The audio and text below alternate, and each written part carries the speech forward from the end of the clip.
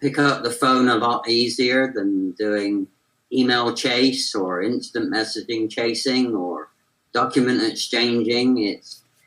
I think it really empowered the power of picking up the phone and really listening to and being empathetic to what the person's going through or the teams are going through, and really trying to help with that. You mentioned collaboration. That is such a key word for, collaborating, learning, prospering, and growing. As life is going to be different.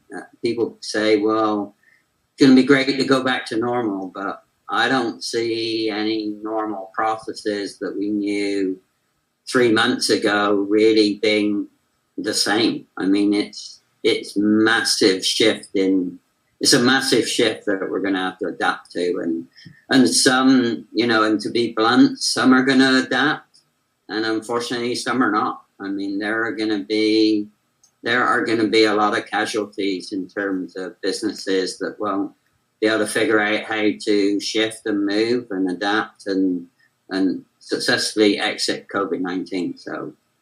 So it, that may not be good news for people to hear, but better to be blunt than, not kind of come up with that. So I want to touch on something too, Bruce. You said it's time to pick up the phone again.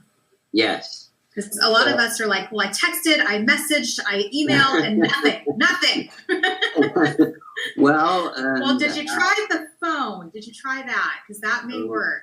Right. So it's funny, I think, and again, I think if you're used to being a digital, you tend to be a lot more user-friendly with texting, instant messaging, and other digital type tools.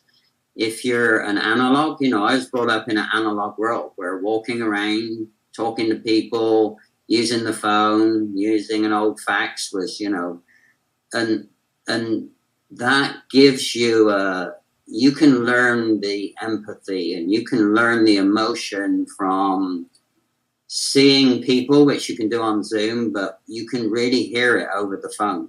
If somebody's having a bad time, I can assure you, people that call me, that know me, they can tell within 10 seconds how I am by the way I answer the phone. So, sure.